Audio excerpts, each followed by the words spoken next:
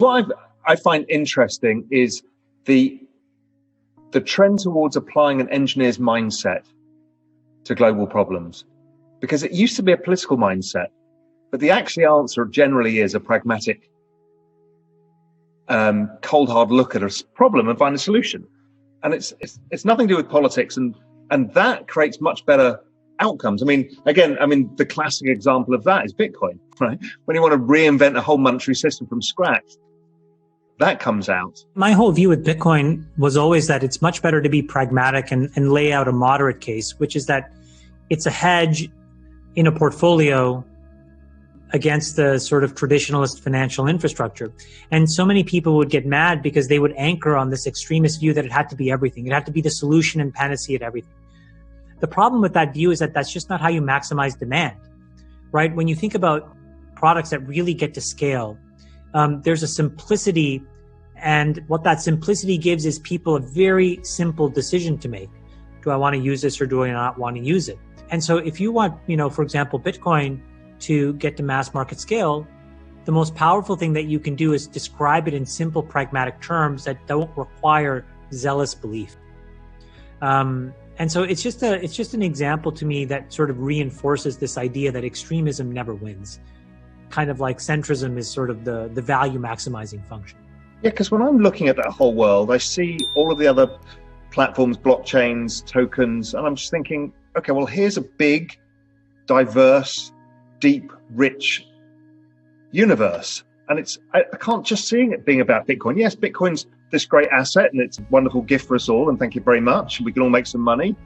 But this whole space, okay, that's super interesting to me, because it is anti-fragile in its overall way, and it offers a whole bunch of solutions to the problem of finance, which is a total shit show. It's true. It just requires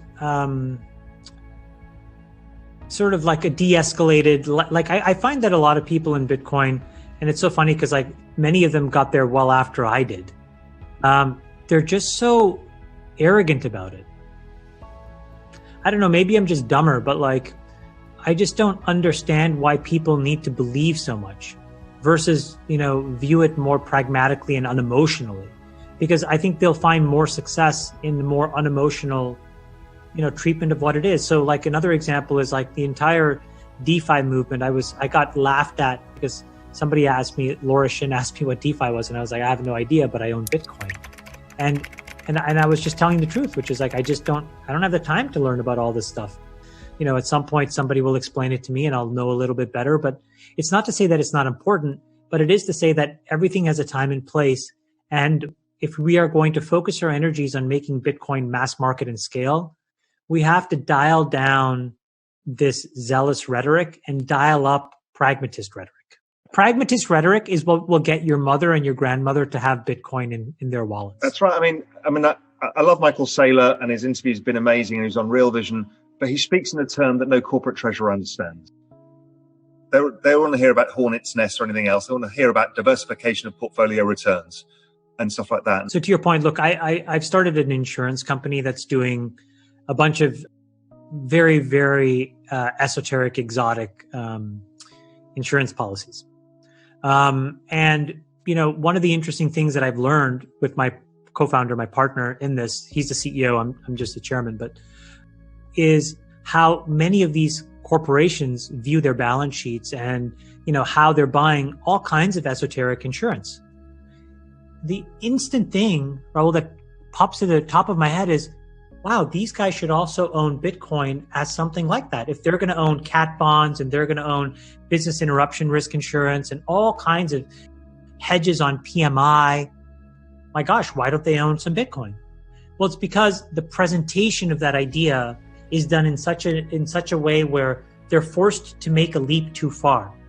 And because if you decompose what the treasurer or the CFO is, how the lens in which they're making decisions, it's just career risk, right? It's that old adage. You're never going to get fired for buying IBM.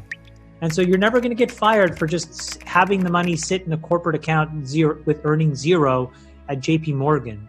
Then, pounding your fists on the table for Bitcoin.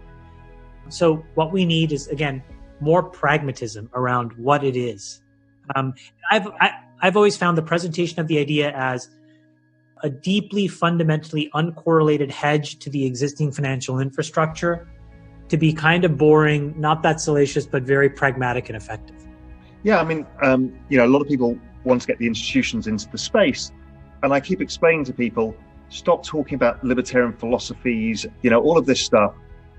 Everybody in the asset allocation space, the boring pension funds use something called BARA, BARRA. It's an asset allocation model. You need to go and talk to them how it fits into the BARA model, and they'll go, oh, perfect, I'll speak to my trustees. It's as simple as that. It's so boring, right? I mean, at the end of the day, it's like, this is the boring sort of like, blocking and tackling that's required. And I think it's fine, I have different personas. We all have different personas. There are parts of my persona that are very extreme in certain views on certain topics in certain markets. But I've also learned that, there's a time and place for that. But then there's a time and place for just pragmatic product building, blocking and tackling, and reputation and trust when you're trying to get something to scale. Another example that I've been at the forefront of is in SPACs. If I was zealous about SPACs, you wouldn't have seen the change in the capital markets that we've seen in 2 short years. What attracts you to SPACs? What is it, apart from the fact that it's just easier to get something away and there's some interesting economics? What's so great about it? The SPAC is really important. Well, I'll give you why it's important to me, and then I'll give you why it's important to an entrepreneur. Selfishly for me, it allows me to basically be a conduit and act as a principal while I take companies public, meaning I can use my balance sheet to basically empower companies to fulfill a mission that I believe and underwrite in. And then I can be a big part of them as they grow and scale. And so, the only places to make money in the private technology markets are all the way up front at the Series A, the Sequoias and the Benchmarks and the Andreessens of the world. I used to do that at Social Capital. We did a good job, but it's very hard and the returns are extremely long dated. Or you just wait for these companies to get baked and do it at the back end, where instead of putting in tens of millions, you put in hundreds of millions or billions if you're able to do it. And you own the same amount as they end up owning anyways, 10, 12, 15, 20%. And then you can basically help them grow and scale. So that's selfishly, why I was attracted to a SPAC.